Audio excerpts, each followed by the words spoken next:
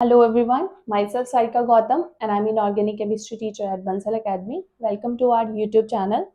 हम डिस्कस कर रहे थे जून 2024 का केमिस्ट्री का क्वेश्चन पेपर पार्ट बी हम डिस्कस कर रहे थे। पार्ट बी का जो फर्स्ट मैंने जो हाफ करवाया है वो आपको डिस्क्रिप्शन बॉक्स में आपको लिंक मिल जाएगा उस वीडियो का। ये है उसका सेकंड वीडियो। पार्ट बी के क्वेश्चंस कर रहे हैं। आज के लिए जो हमारे पास फर्स्ट क्वेश्चन है वो है आपको ये 4 कॉम्प्लेक्सेस गिवन है, इन कॉम्प्लेक्सेस को आपने मैच करना है इनकी एप्सिलॉन की वैल्यू से। बेसिकली ये इंटेंसिटी हमें बताना है कि इनमें से किसकी सबसे ज्यादा होगी। एप्सिलॉन मोलर एब्जॉर्प्टिविटी जो होती है that is directly proportional to intensity. ठीक है, तो इंटेंसिटी के क्वेश्चंस के हम कैसे सॉल्व करते हैं उसके लिए हमारे पास दो रूल्स होते हैं। ठीक है, एक होता है हमारे पास लेपोटे रूल। ठीक है, लेपोटे रूल होता है। ठीक है, और एक हमारे पास होता है स्पिन रूल। ठीक है, ओके। तो अब स्पिन रूल, लेपोटे रूल किस तरह से हमने कैसे इनको यूज करना है वो मैं आपको इसी क्वेश्चन में समझा दूंगी। ठीक है, लेपोटे रूल बोलता है delta L should be equal to plus minus 1 and spin of any electron should not change, that is spin should equal to मतलब delta S should be equal to 0।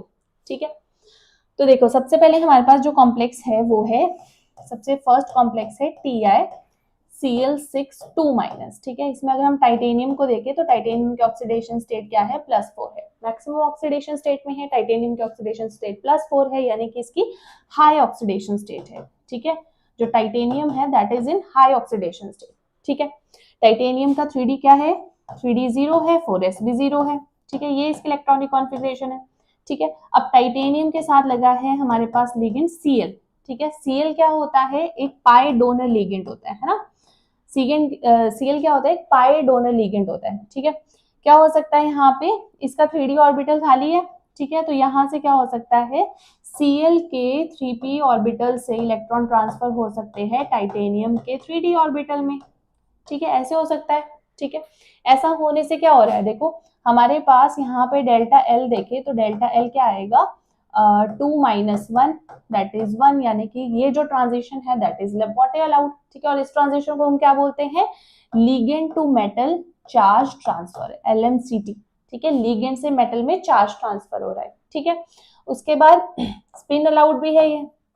ठीक है, डेल्टा एस 0, जैसे ये electron है यहाँ से यहाँ transfer हो रहे हैं। ठीक है, एज इट इज हो जाएंगे, डेल्टा एस जो है वो भी 0 आ जाएगा, यानी कि ये जो हमारे पास ट्रांजिशन है ये हमारे पास लेपोटे अलाउड भी है और स्पिन अलाउड भी है फर्स्ट वाले केस में। ठीक है, तो इसकी इंटेंसिटी तो हाई रहने वाली है।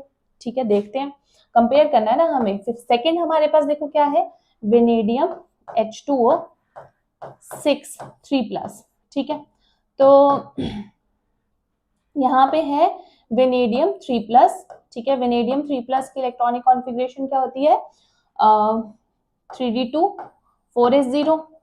ठीक है, यही होते हैं। ठीक है, ओके। अब देखो यहाँ पे क्या हो रहा है, यहाँ पे हमारे पास क्या लगा है, इसका जो लिगेंड है वो वाटर है, water is not pi donor ligand. तो यहाँ पे क्या है, वेनेडियम में हमारे पास सिंपल क्या होगा, 3D में 2 इलेक्ट्रॉन है, तो यहाँ पे सिंपली क्या होगा, dd ट्रांजिशन होगी। इस तरह से वेनेडियम में इलेक्ट्रॉन्स पड़े हैं 2, तो यहाँ पे क्या होगा, ये इलेक्ट्रॉन यहाँ जा सकता है। ठीक है, तो यहाँ पे क्या होगा, सिंपल dd ट्रांजिशन होगी। ठीक है, तो अगर dd ट्रांजिशन को हम देखें, इलेक्ट्रॉन कहाँ जा रहे हैं, T2G से Eg में जा रहे हैं। ठीक है, तो यहाँ पे बेसिकली जो ट्रांजिशन हो रही है वो सिंपल dd ट्रांजिशन है। d से d में ट्रांजिशन होगी तो डेल्टा एल क्या होगा, 0 होगा। Sorry, yes sir, delta L क्या होगा, हमारे पास 0 ही होगा।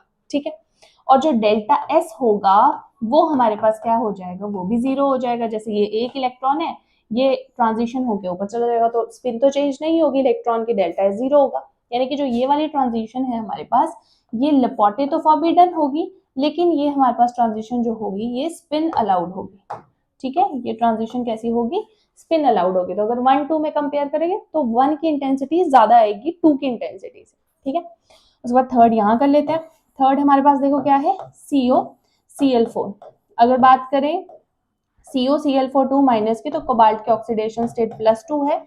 ठीक है, तो यहाँ पे देखो cobalt is not in high oxidation state. ठीक है, तो यहाँ पे हम ligand to metal charge transfer नहीं लेंगे। ठीक है, हम ligand to metal charge transfer तब लेते हैं जब मेटल हाई ऑक्सीडेशन स्टेट में होता है। हाई का मतलब क्या होता है, जब ऑक्सीडेशन स्टेट 2 से ज्यादा होती है, 3 4 5। ठीक है, तो यहाँ पे क्या होगा, यहाँ पे अगेन कोबाल्ट क्या है, 3D7। ठीक है। 3D7 में हमारे पास क्या होगा, ये टेट्राहेड्रल है, यहाँ पे क्या होगा 1 2 3 4 5 6 7, यहाँ पे भी डी ट्रांजिशन होगी। ठीक है, डी ट्रांजिशन डेल्टा एल 0 यानी कि लेपोटे फॉरबिडन। क्या ये लेपोटे फॉरबिडन ट्रांजिशन है, फटाफट से सोचिए, ये लेपोटे फॉरबिडन ट्रांजिशन नहीं है, ये लेपोटे पार्टली अलाउड है। ठीक है, क्यों है, क्योंकि यहाँ पे हमारे पास क्या होती है, ये हमारे पास कैसा कॉम्प्लेक्स है, टेट्राहेड्रल कॉम्प्लेक्स है। कैसा है, ये टेट्राहेड्रल कॉम्प्लेक्स है, और जो टेट्राहेड्रल कॉम्प्लेक्सेस होते हैं उनमें होती है पीडी मिक्सिंग। तो वहां पे पीडी मिक्सिंग होती है, अगर आपको पता होगा, मैंने ये क्लास में अच्छे से डिस्कस करवा के रखा है कि पीडी मिक्सिंग जहाँ पे होती है वहां पे हमारे पास क्या होता है, लेपोटे पार्टी, क्योंकि वहां पे पी ऑर्बिटल भी आ गई ना, और हमें पता है पी से डी वाली जो ट्रांजिशन होगी जब हम लिगेंड फील्ड थ्योरी करते हैं और वहां पे हम टेट्राहेड्रल कॉम्प्लेक्सेस के लिए मॉलिक्यूलर ऑर्बिटल डायग्राम्स बनाते हैं, तो हम वहां पे क्या देखते हैं कि डी और पी ऑर्बिटल की मिक्सिंग हो रही है। तो डी पी ऑर्बिटल से हमें पता है ट्रांजिशन जब होगी पी और वो तो लेपोटे अलाउड होता है, तो ये कंप्लीटली नहीं है, पार्टली अलाउड है। ठीक है, उसके बाद देखो क्या है, अगर हम बात देखें स्पिन की, तो ये स्पिन अलाउड है। ठीक है, ये वाला इलेक्ट्रॉन ऊपर जाएगा तो स्पिन तो अलाउड है। ठीक है, डेल्टा 0 है। ठीक है, तो ये स्पिन अलाउड है। ठीक है, लेपोटे पार्टली और स्पिन अलाउड। ठीक है, उसके बाद हम नेक्स्ट यहाँ पे लिख लेते हैं फोर्थ वाला। फोर्थ क्या है, देखो मैंगनीज H2O 6+2।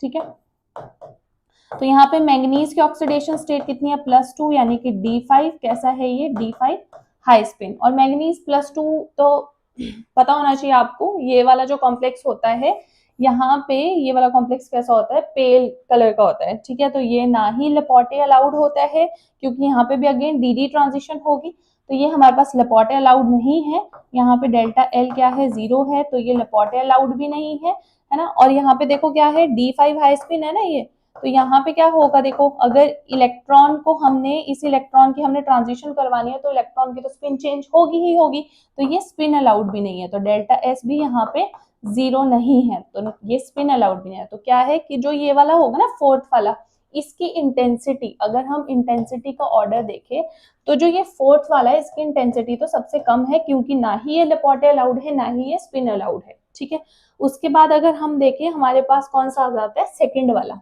ठीक है, सेकंड वाला क्यों, क्योंकि ये लेपोटे अलाउड नहीं है लेकिन स्पिन अलाउड है। ठीक है, उसके बाद आ जाता है थर्ड वाला। थर्ड वाला क्यों, क्योंकि जो थर्ड वाला है हमारे पास, ये हमारे पास लेपोटे पार्टली अलाउड है और ये स्पिन अलाउड है, और फर्स्ट वाले की इंटेंसिटी सबसे ज्यादा होगी, क्योंकि ये लेपोटे अलाउड भी है और ये स्पिन अलाउड भी है। ठीक है, तो कौन सा आंसर मैच कर रहा है देख लो। सबसे कम हमारे पास हो जाएगी डी का हमारे पास आ जाएगा 2। ठीक है, डी का आ जाएगा 2। ठीक है, ए का आ जाएगा मैक्सिमम 3, सी का हो जाएगा 1। ठीक है, तो सी का हो जाएगा 1। ठीक है, डी का हो जाएगा 2, ए का हो जाएगा 3 और बी का हो जाएगा हमारे पास 4। ठीक है, तो ये वाला ऑप्शन हो जाएगा हमारे पास करेक्ट, बाकी इनकरेक्ट ऑप्शंस हैं।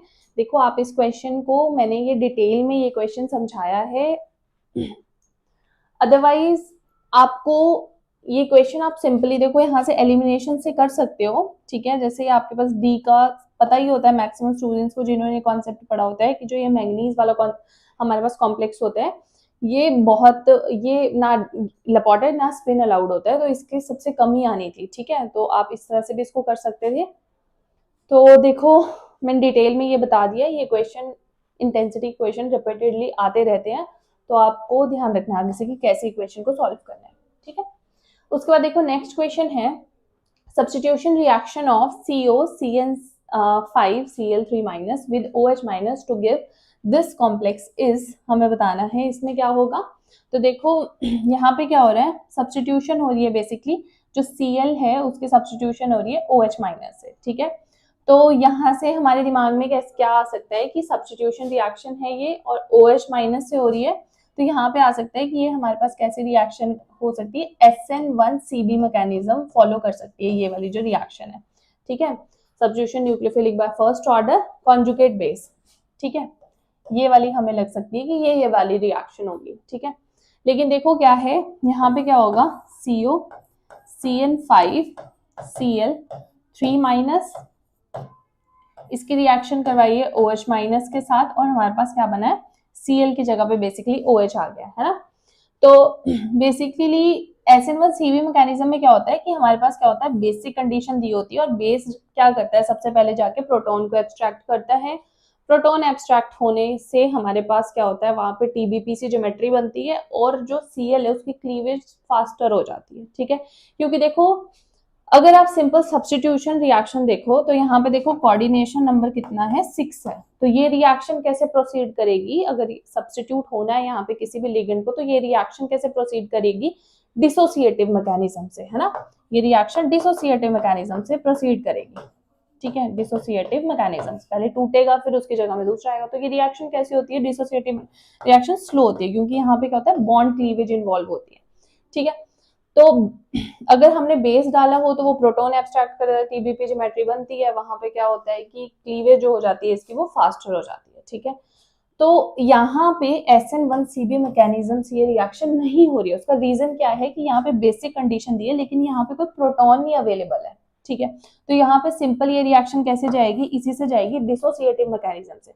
सबसे पहले क्या होगा, यहाँ पे एक Cl निकलेगा, ठीक है, Cl माइनस निकल गया, ठीक है। यहाँ बन जाएगा CO CN5, ठीक है, और 2 माइनस, ये यहाँ पे बन जाएगा। और उसके बाद क्या होगा, यहाँ पे OH माइनस आएगा और यहाँ पे बन जाएगा CO CN5 OH3 माइनस, ये यहाँ पे बन जाएगा प्रोडक्ट, ठीक है। तो ये रिएक्शन कैसे हो रही है, डिसोसिएटिव मैकेनिज्म से हो रही है। तो इसका देखो जो करेक्ट आंसर है वो है हमारे पास, देखो ये फास्ट वाले तो बिल्कुल ही इनकरेक्ट है, ठीक है।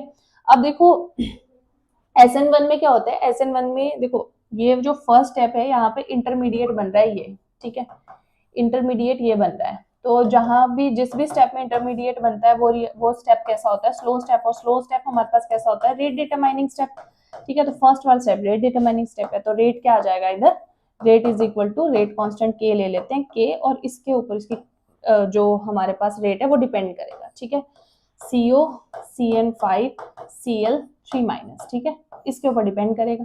तो यहाँ पे यही पूछा है, देखो स्लो है and depends on the concentration of both the reactants. तो नहीं, ये तो डिपेंड ही नहीं कर रही है OH माइनस की कॉन्सेंट्रेशन पे, किसके ऊपर डिपेंड कर रहा है rate, slow and depends only on the concentration of CO complex. तो हमारे पास ये वाला सही है ऑप्शन, ठीक है।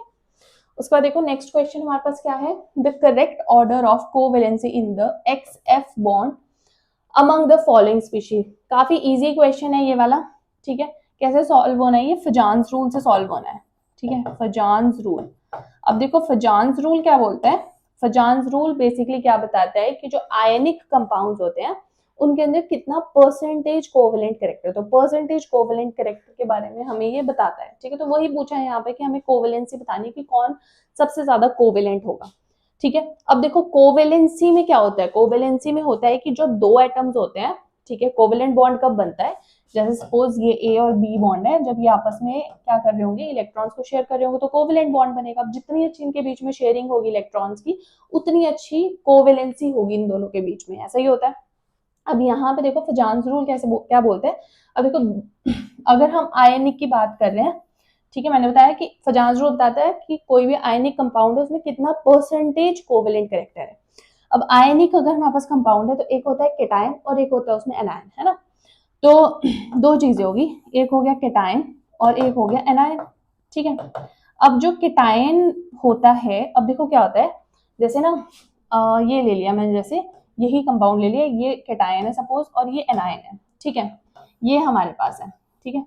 अब इनके बीच में आयनिक बॉन्ड है। अब इनके बीच में हमने कोवेलेंसी क्यों आएगी, कोवेलेंसी कैसे आएगी, फिर तब आएगी कि ये है केटायन, ये क्या कर रहा है, इसके इलेक्ट्रॉन क्लाउड को अपनी तरफ खींच रहा है, ठीक है, अपनी तरफ विड्रॉ कर रहा है जब इसके इलेक्ट्रॉन क्लाउड को। तो क्या हो रहा है यहाँ पे, अब इलेक्ट्रॉन्स की शेयरिंग हो रही है, उस वजह से क्या हो रहा है यहाँ पे कोवेलेंसी आ रही है ना, यहाँ पे क्या आ रही है, उससे कोवेलेंसी आ रही है, ठीक है, ओके। तो अब देखो हम क्या बोल सकते हैं, बेसिकली दो चीजें, केटायन एनायन, ठीक है। अब देखो केटायन में जितनी ज्यादा पावर होगी इलेक्ट्रॉन्स को अपनी तरफ खींचने की, उतनी अच्छी कोवेलेंसी आ जाएगी, और एनायन में जितनी अच्छी डोनेशन की पावर होगी उतनी अच्छी कोवेलेंसी आ जाएगी। दो चीजें है ना। तो केटायन के टर्म्स में हम बोले तो हम क्या बोल सकते हैं कि यहाँ पे कैसा होना चाहिए, एक तो केटायन का जो साइज है वो कैसा होना चाहिए, स्मॉल होना चाहिए, ठीक है, एक तो ये बात होनी चाहिए, और ऑब्वियसली बात है इसमें क्या होना चाहिए, हाई चार्ज होना चाहिए, ठीक है। और बात करें एनायन की, तो एनायन का जो साइज है वो लार्ज होना चाहिए, बेसिकली गुड डोनर होना चाहिए, लार्ज साइज होना चाहिए, और जो भी इस पे नेगेटिव चार्ज होगा वो ज्यादा होना चाहिए, ठीक है। या फिर हम बोल सकते हैं कि इसमें जो डोनर एबिलिटी है, इसमें जो इलेक्ट्रॉन को देने की एबिलिटी है वो ज्यादा होनी चाहिए, ठीक है। तो इसका साइज बड़ा होना चाहिए बेसिकली, ठीक है। तो अब देखो यहाँ पे क्या है हमारे पास, ये हमारे पास है यहाँ पे, ठीक है, दिए हुए कंपाउंड्स। तो यहाँ पे देखो क्या लिखा है, सबसे पहले IF7 SF6, ठीक है, ये सारे हैं। अब हम देखें सबसे पहले, देखो क्या है यहाँ पे IF6, अगर हम बात करें ये है IF7 सॉरी, ठीक है। यहाँ पे आयोडीन के ऊपर कितना चार्ज है, देखो आयोडीन पे है +7, ठीक है। अगर हम बात करें देखो यहाँ पे केटाइंस की, तो केटाइंस ही डिफरेंट है, एनायंस तो सारे फ्लोरीन है, तो हमने एनायंस वाला तो नहीं देखना, हमने सिर्फ केटाइन वाला देखना है, ठीक है। तो एक तो ये है, एक है SF6, ठीक है, एक है PF5 और एक है SiF4, ठीक है। तो अब हमने सिर्फ केटाइन वाला पार्ट देखना है। देखो केटाइन में यहाँ पे सल्फर है, इसमें +6 चार्ज है, फॉस्फोरस पे +5 चार्ज है और सिलिकॉन में +4 चार्ज है। तो मैंने आपको अभी बताया कि हमारे पास क्या होना चाहिए, केटाइन में ज्यादा पावर होनी चाहिए इलेक्ट्रॉन को खींचने की, उसके लिए क्या होना चाहिए, उसका स्मॉल साइज या फिर हाई चार्ज। तो चार्ज वाला फैक्टर ज्यादा ओवरकम कर देता है किसको, साइज वाले फैक्टर को। जैसे आप देखो ना आयोडीन का साइज सबसे ज्यादा, साइज वाले ने हमने चार्ज वाला देखना है, क्योंकि चार्ज क्या होता है कि जैसे +1 किसी पे चार्ज है, किसी पे +2 चार्ज है, चार्ज वाला फैक्टर होता है ना वो डबल ट्रिपल हो रहा होता है। जैसे यहाँ पे +6 है, +7, साइज वाला डबल ट्रिपल नहीं हो रहा होता कभी, ठीक है। तो ध्यान रखना है, चार्ज को हम पहले लेते हैं, तो इसलिए हमारे पास क्या हो जाएगा, ये जो है इसके ऊपर क्योंकि सबसे ज्यादा चार्ज है, ठीक है, तो ये इससे इलेक्ट्रॉन्स को ज्यादा अच्छे से खींचेगा, ठीक है। तो इसी वजह से इसका जो कोवेलेंट कैरेक्टर होगा, इसमें जो कोवेलेंट कैरेक्टर होगा IF7 में वो सबसे ज्यादा होगा। तो हमारे पास क्या है, ऑप्शन जो फर्स्ट है वही करेक्ट ऑप्शन है कि अकॉर्डिंग टू फुजान्स रूल इसमें सबसे ज्यादा परसेंटेज कोवेलेंट कैरेक्टर मिलने वाला है, ठीक है। उसके बाद देखो नेक्स्ट क्वेश्चन है, the metals in the active site of acetylene hydrase urease और कार्बोक्सीपेप्टिडेज, और ये जो हमारे पास ये है सल्फाइड ऑक्सीडेज, इन सब में जो मेटल आयन होता है वो कौन सा होता है। देखो वैसे तो यूजुअली इनको पढ़ते नहीं है, मतलब बायो इनऑर्गेनिक खुद में ही एक बहुत बड़ा टॉपिक है, ठीक है। लेकिन कार्बोक्सीपेप्टिडेज जो है ये काफी ज्यादा फेमस सा है और इसको पढ़ते ही पढ़ते हैं जब भी हम मेटेलो एंजाइम्स को पढ़ते हैं, ठीक है। कार्बोक्सीपेप्टिडेज में हमारे पास कौन सा मेटल होता है, जिंक होता है, ठीक है। तो यहाँ पे ये तो जो है हमारे पास थर्ड वाला, इसको तो जिंक हो जाएगा, यानी कि ये वाले तो इनकरेक्ट हो गए, ठीक है। जो इसका करेक्ट ऑप्शन है देखो वो है सेकंड ऑप्शन। ऐसा नहीं होता पेपर में आपको सारे क्वेश्चंस करने होते हैं, कुछ एक क्वेश्चंस ऐसे होते हैं कि छोड़ भी सकते हैं हम उनको, जैसे ये वाला क्वेश्चन है, इसमें हमारे पास हम नहीं पढ़ते इनको यूजुअली, तो आप बस याद रख सकते हो अगर इन फ्यूचर आपको याद आता है तो। इसमें क्या होता है कि जो टंगस्टन, इसमें टंगस्टन होता है, इसमें निकल होता है, इसका तो जिंक ही होता है, और इसका क्या होता है, मोलिब्डेनम, ठीक है। उसके बाद देखो नेक्स्ट क्वेश्चन क्या है, अकॉर्डिंग टू वेट्स रूल आपको बताना है कि इसका स्ट्रक्चर बताना है आपको, ठीक है। क्या है ये, TeB9H11, ठीक है। कैसे बनेगा देखो, सबसे पहले अगर हम टी की बात करें तो ये किसके ग्रुप में आता है, ऑक्सीजन फैमिली में, उससे टेपो ऐसे लिखते हैं, ठीक है। तो ऑक्सीजन के फैमिली में आता है। तो ऑक्सीजन में कितने वैलेंस इलेक्ट्रॉन होते हैं, 6, सब में 6 वैलेंस इलेक्ट्रॉन होते हैं। इसमें टेलुरियम में भी कितने होते हैं, 6 वैलेंस इलेक्ट्रॉन, ठीक है। कितने होते हैं इसमें, 6 वैलेंस इलेक्ट्रॉन्स होते हैं। 6 इलेक्ट्रॉन्स को हम किससे रिप्लेस कर सकते हैं, BH3 से, ठीक है। आइसोलोबोलॉजी में हम क्या पढ़ते हैं, आइसोलोबोलॉजी में हम यही पढ़ते हैं कि जो मेन ब्लॉक के जितने इलेक्ट्रॉन्स होते हैं, जैसे 6 इलेक्ट्रॉन्स है तो वो मेन ब्लॉक के 6 इलेक्ट्रॉन्स के साथ आइसोलोबल होंगे, ठीक है। वैसे ट्रांजिशन मेटल के 16 इलेक्ट्रॉन है वो मेन ब्लॉक के 6 इलेक्ट्रॉन्स के साथ आइसोलोबल होंगे। तो वही चीज है यहाँ पे, क्या है, इसमें 6 इलेक्ट्रॉन है तो ये BH3 के साथ आइसोलोबल हो सकते हैं, क्योंकि देखो बोरोन में खुद में 3 इलेक्ट्रॉन होते हैं, 3 इसके हाइड्रोजन के भी है, तो बोरोन के अराउंड कितने इलेक्ट्रॉन है, 6 इलेक्ट्रॉन्स है, तो ये इसके साथ हम इसको आइसोलोबल ले सकते हैं, ठीक है। तो हम क्या लिख सकते हैं, टेलुरियम की जगह पे हम लिख सकते हैं BH3 B9H11, ठीक है, ये लिख सकते हैं। यहाँ पे ये क्या बन जाएगा, ये बन जाएगा B10H14, ठीक है। अब क्या करते हैं, स्ट्रक्चर निकालने के लिए H निकाल लेंगे, कितने, 4 निकाल लोगे H+, यहाँ पे क्या बच जाएगा B10H10 4-, ठीक है। और BnHn 4- में हमारे पास कौन सी ज्योमेट्री होती है, नीडो, ठीक है। तो इसका क्या आ जाएगा, ये नीडो बोरेन है, ठीक है। उसके बाद हमारे पास है next question, the reaction given below, ये रिएक्शन दी गई है और आपको बताना है करेक्ट स्टेटमेंट क्या है, इसमें क्या होगा। देखो क्या है, FeCN6 और मॉलिब्डेनम की रिएक्शन है और हमारे पास ये बन रहा है, ठीक है।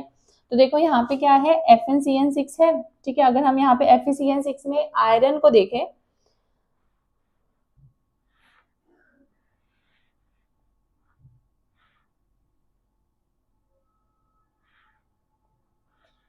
अगर हम FeCN6 में आयरन की ऑक्सीडेशन स्टेट देखें तो वो कितनी है, +2 है, ठीक है।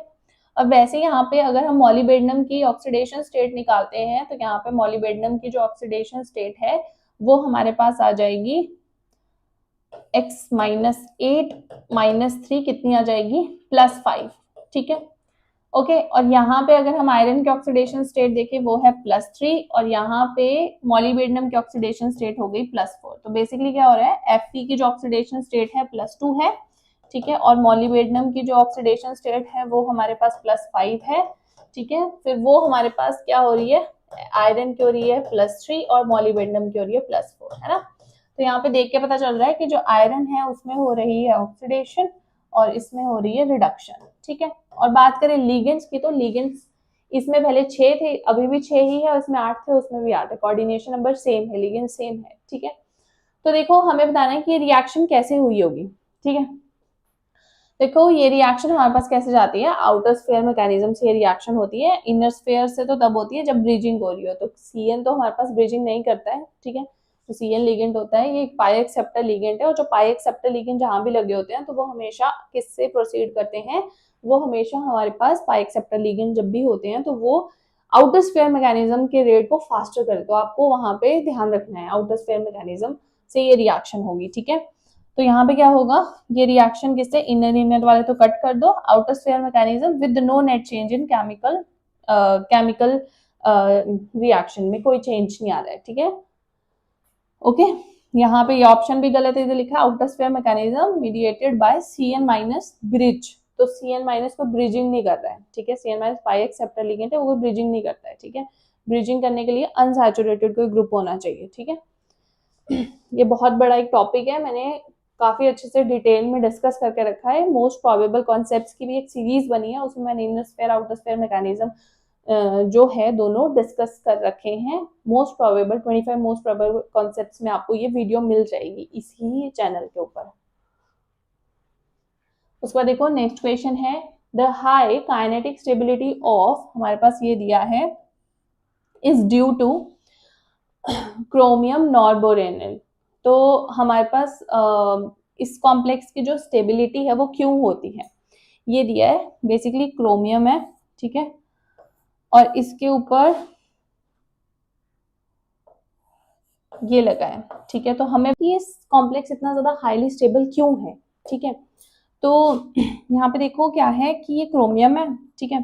अब देखो स्टेबिलिटी का क्वेश्चन जो आ जाता है, मैंने ये डिस्कस करके रखा क्लास में भी कि क्या होता है हमारे पास जब भी आप ऐसे कार्बन के साथ मतलब ऑर्गेनोमेटालिक कंपाउंड जब दिखेगा, अगर आपके पास कोई भी क्या है कि अगर आपके पास क्या है बीटा पोजीशन के ऊपर कोई हाइड्रोजन प्रेजेंट होता है, ठीक है, तो वहां पे क्या होता है, जैसे सपोज ये वाला कॉम्प्लेक्स है आपके पास CH2, ठीक है, CH3 ऐसे, ठीक है। तो ये अल्फा, ये बीटा पोजीशन होगी, ठीक है। अगर बीटा पोजीशन के ऊपर कोई हाइड्रोजन प्रेजेंट होता है तो वो अनस्टेबल होता है ना। क्या होता है, वो हाइड्रोजन हमारे पास अनस्टेबल होता है। जैसे एक हाइड्रोजन हमने ऐसे बना दिया, ठीक है, ऐसे, ये अनस्टेबल होता है। क्यों होता है अनस्टेबल, यहाँ पे क्या होता है, ये बेसिकली क्या होगा, ये ऐसे, ये हाइड्राइड इसके साथ चला जाएगा तो बेसिकली क्रोमियम हाइड्रोजन का बॉन्ड बन जाएगा, और यहाँ से ये एल्कीन जो है उसकी एलिमिनेशन हो जाएगी। उसका रीजन सिंपल सा होता है कि जो ये मेटल और जो कार्बन का बॉन्ड से ज्यादा स्ट्रॉन्ग हमारे पास मेटल और हाइड्रोजन का बॉन्ड होता है ड्यू टू इलेक्ट्रोनेगेटिविटी डिफरेंस, ठीक है। तो क्या होता है कि ये जो बीटा, इसको हम क्या बोलते हैं, इसको हम बीटा हाइड्राइड एलिमिनेशन, मतलब हम इसको बोलते हैं बीटा हाइड्रोजन एलिमिनेशन बोलते हैं, बीटा हाइड्राइड एलिमिनेशन बोलते हैं इसको, ठीक है। तो यहाँ पे भी बीटा पोजीशन पे हाइड्रोजन है, ठीक है, यहाँ पे भी क्या है, बीटा पोजीशन के ऊपर हाइड्रोजन है, ठीक है। लेकिन फिर भी ये जो कॉम्प्लेक्स है ये हाईली स्टेबल होता है। इस तरह के और भी ग्रुप्स लगे हैं, ठीक है, यहाँ पे भी हाइड्रोजन है, यहाँ पे काफी हाइड्रोजन है, उस तरह से और भी हमारे पास इस तरह के 3 ग्रुप लगे हैं, तो काफी बीटा हाइड्रोजन है, फिर भी ये हाईली स्टेबल होता है। उसका रीजन क्या होता है कि यहाँ पे जो हमारे पास बीटा एलिमिनेशन होती है वो नहीं हो सकती है, ठीक है। जो बीटा एलिमिनेशन है वो इस वाले कॉम्प्लेक्स के लिए नहीं होती है, ठीक है। रीजन क्या है, रीजन सिंपल सा हमारे पास क्या है, ब्रेथ्स रूल आ जाता है, ठीक है। ठीक है, वो क्या ब्रेथ्स रूल क्या बोलता है कि हमारे पास क्या होता है कि बीटा पोजीशन पे अगर हमारे पास इस तरह का ब्रिजिंग पोजीशन पे बेसिकली जो डबल बॉन्ड होता है that is not stable at bridging position. देखो अगर इसमें से बीटा एलिमिनेशन हो जाती है तो हमारे पास क्या बन जाएगा, हमारे पास ये बन जाएगा, ठीक है, ऐसे। तो जो ये ब्रिजिंग पोजीशन है उसके ऊपर जो ज्योमेट्री है वो क्या होगी, बेसिकली sp2, इसकी हाइब्रिडाइजेशन, इसकी ज्योमेट्री क्या होगी, ट्राइगोनल प्लेनर। प्लेनर ज्योमेट्री है जो ब्रिजिंग पोजीशन पे इज नॉट स्टेबल। तो ब्रिजिंग पोजीशन पे हमारे पास ये जो है, हमारे पास बीटा एलिमिनेशन नहीं हो सकती है यहाँ पे, क्योंकि ब्रिजिंग पोजीशन पे ये स्टेबल नहीं है होगा जो डबल बॉन्ड बनेगा। So it is against the breaths rule. तो हमारे पास ये जो है बीटा हाइड्राइड एलिमिनेशन इसमें नहीं होती है, और यही इसका रीजन है स्टेबिलिटी का भी, ठीक है। तो देखो एब्सेंस ऑफ अल्फा हाइड्रोजन ये तो नहीं होगा, है ना। देखो सेकेंड ऑप्शन करेक्ट आ जाएगा, the beta hydride elimination leading to a bridge head olefin, है ना। जो ये है, जो ये बनेगा हमारे पास bridge head olefin, this is not stable, इसी वजह से हमारे पास इसकी हाई स्टेबिलिटी होती है। ये भी इनकरेक्ट हो जाएगा, ये भी इनकरेक्ट ऑप्शन हो जाएगा, ठीक है। उसके बाद देखो लास्ट क्वेश्चन जो है आपका आज का, वो है the oxidation state and formal charge of nitrogen in the product of the reaction between butyl bromide and AgNO2, ठीक है। ब्यूटाइल ब्रोमाइड दिया है, मिथ प्रोब्यूट, ठीक है, और ब्यूटाइल ब्रोमाइड दिया आपके पास, ठीक है, और इसमें हमने डाला है AgNO2, ठीक है। अब Ag प्लस NO2 माइनस ऐसे होगा ये। Ag का तो काम ही क्या होता है, वो बस हैलाइड को रिमूव करने के लिए होता है ना। तो यहाँ पे क्या होगा, इसकी यहाँ से AgBr एलिमिनेट हो जाएगा, ठीक है। और जो ये NO2 है इसका अटैक हो जाएगा इस कार्बन पे, और हमारे पास यहाँ पे क्या बन जाएगा, ये बेसिकली इस तरह से यहाँ पे आ जाएगा NO2, ठीक है। अब यहाँ पे देखो जो ये NO2 है, ठीक है, हमें क्या पूछा है कि जो ये प्रोडक्ट में हमारे पास जो ये प्रोडक्ट बना है इसमें हमें बताना है कि जो ये नाइट्रोजन है इसकी ऑक्सीडेशन स्टेट क्या है और इस पे फॉर्मल चार्ज क्या है, ठीक है। तो यहाँ पे अगर हम इसको देखें तो हमारे पास जो प्रोडक्ट है बेसिकली वो क्या बना है, ऐसे ये कार्बन है, ठीक है, कार्बन के साथ यहाँ पे नाइट्रोजन है, ठीक है, और NO2 ऐसे है ये, ठीक है, ठीक है। अब देखो नाइट्रोजन के अराउंड कितने 4 बॉन्ड्स बन रहे हैं ना, यहाँ पे नाइट्रोजन पे आ जाएगा पॉजिटिव चार्ज, ठीक है। जैसे 3 बॉन्ड्स इसने इसके साथ बना लिए, इसको कोऑर्डिनेट बॉन्ड से इलेक्ट्रॉन शेयर कर दिए और यहाँ पे नेगेटिव आ गया, इस पे खुद पे पॉजिटिव चार्ज आ गया, ठीक है, ऐसे होता है।